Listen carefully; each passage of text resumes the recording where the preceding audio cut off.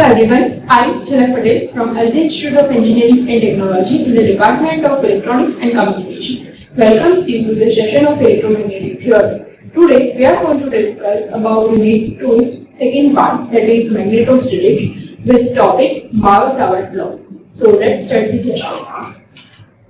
First of all, let me give you some brief introduction about the magnetostatics from unit number 2. So basically, as we see for the electric field, that it creates the electric flux lines and it will be from the positive Q to negative Q. But in case of magnetic field line, it is always closed in nature. Means it will create a loop like this. Here, without magnetic charges, magnetic field can only arise indirectly, and any charges in motion can produce the magnetic field like this. Here you can see that one current filament is there, which is one current filament, and at every instant of time there is a closed loop is formed that will create a magnetic field in that particular rod. So the direction of current is like this. It can be shown by the arrow, and it will create the flux lines or field lines. It is denoted in a circular or a closed loop form. So this is how the magnetic field lines are created. Now, what type of current distribution is that? So we have seen about the different charge distribution, but when we talk about the magnetic field, we have to do the current distribution. So any single charge moving at a constant velocity can produce a magnetic field. Okay, so when the velocity is constant, then acceleration is zero, because according to acceleration it is the rate of change in velocity with respect to time. But if velocity is constant, means it cannot be varied, then we can say that change in velocity is zero and change in velocity is nothing but acceleration, so acceleration will become zero. But here some charge will produce the magnetic field. That's why current distribution has a different types. First type is uniform current distribution or uniform current density, means over complete filament that current is constant. So for the uniform current density, consider one box. Here for this particular cube, the current distribution or current flowing is denoted by I. So basically here we can say that a slab of height h and width w, then the uniform current density can be denoted by J. J can be uniform current density term. Here also we can take the current sheet as well as the sheet charge density for the case. So for the current sheet as well as for the surface current density, here we consider one rectangle, and in that rectangular the flux lines will go in the upward direction. So we can say that all the flux lines goes in the upward direction. So it has again uniform current density. So in that case, if you want to find out the current, then it will be the surface integration of current density into ds. Why this equation? Because J means current density. Current density is nothing but current per area, means I upon A. Its unit is ampere per meter square current upon area. So can I say that I is equal to J into A? J into A means density into area. So it can also be written in forms of integral. So it will be surface integration J dot ds. If I want to write down the equation in form of the line charge distribution, then it will be I is equal to integration over K dl. If we talk about the differential length, then this equation is right. In case of surface charge distribution, it will be integration over J ds. If I talk about the volume charge distribution, because there are three types of charge distribution: line charge, sheet charge, or volume charge distribution. So according to that, the first one is due to line charge. You can also write down this equation like integration rho L dA, where rho L is simply current density, and current density can be written in form of coulomb per meter. Same way, J is our surface charge density, means surface per unit area. Okay, surface per unit area or surface charge per unit area. Here if we talk about the current, then it is surface current per unit area, then its unit is ampere per meter square. If I say that for per volume, then we can denote it with the rho v in case of charge distribution, and in that case we take the unit coulomb per meter cube, but here we talk about the current distribution. That's why here unit is the ampere per meter cube. That means our equation will becomes like this: rho v into dv. Integration over rho v dv will becomes the total current I. Rho v is volume charge density. Its unit is ampere per meter cube. Now let's see one important law related to magnetic field is Biot-Savart law. So first let's see how it can be formed. So it is basically used to find the differential magnetic field intensity. Now magnetic field intensity is denoted by the vector h bar. Differential magnetic field intensity means dh bar. So basically this Biot-Savart law is used to find out the magnetic field intensity of a current filament. So magnitude of that differential field intensity at any point is proportional to the product of current, differential length, product of current and differential length means I into dx. Then it is the sine angle between filament and line connecting a differential length.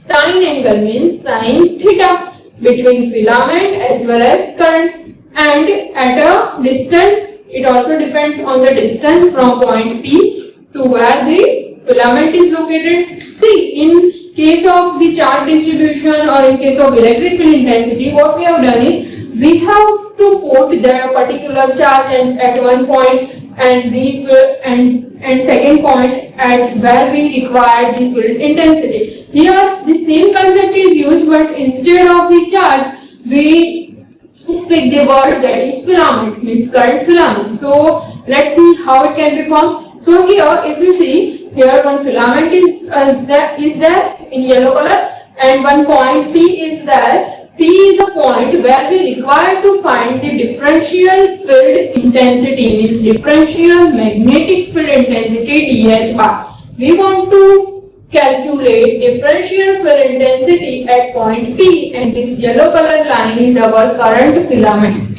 Okay, so in that current filament we have taken some small amount of current filament length, that is dl1, dl4 to dln, and each has some amount of current flowing through it. So let's take that in a blue color, that is IDL. IDL is our small current filament and point P is where we require to find out the field intensity. So basically in this case the equation or distance can be taken from IDL to point P, means you have to subtract the location of P from the location of the IDL. Means first if I say that location of P is 1, 2, 3 and IDL is located at 0, 0, 1, then you have to do 1, 2, 3 minus 0, 0, 1, means the point where we require to find magnetic field intensity minus the point where the actual filament is located. Okay. So according to this statement, we can write down the mathematical expression of Biot-Savart law, that is differential magnetic field intensity is dH is equal to I into dl, product of current and differential length of filament, means IDL. Then sine angle between current filament and that particular point is sine theta, and it is inversely proportional to the distance between the current filament as well as between the point. So it is r, so it will be r square. Here the constant is taken is 1 upon 4 pi. So complete equation for the Biot-Savart law for finding out the differential magnetic field intensity is nothing but IDL sine theta upon 4 pi r square. Okay. Now here the direction of dH is normal to the plane of differential current filament and line drawn towards the point P. Now if we want to use the cross product, because in unit number 1 we have studied that according to cross product A bar cross B bar will becomes AB sine theta. So here if you see this equation, there is a term sine theta is there, means obviously there will be a cross product between two vectors. So I can say that this differential field intensity, this differential magnetic field intensity can also be written in terms of the cross product, that is IDL bar cross AR bar, because angle sin theta is between the filament and point P distance, and filament and point P distance is nothing but R. So we have to take the unit vector of that particular case, means AR bar upon 4 pi r square as it is. Okay, so you can also write this equation in terms of cross product, where AR bar is the unit vector in the direction of between or in the distance between differential current filament and point P. So now this equation can also be written, because this is differential field intensity. If we want field intensity, so we have to do the integration of the equation. So if you do the integration of the equation, your closed loop integration is done, because magnetic field create closed loop around it, and that's why we have done the closed loop integration. Ideal cross AR upon 4 pi r square. These are the terms that I already said, that ideal is differential filament and r is the distance between filament and point P.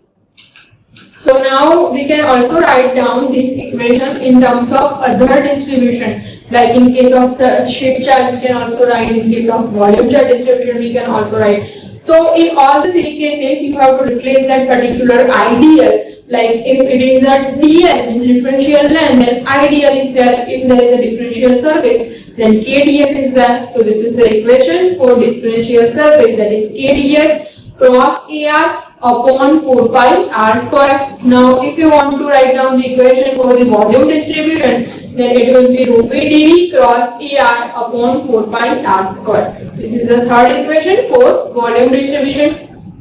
Same way in all the three cases, if you want to find out the magnetic field intensity, then it will be the integration of differential part.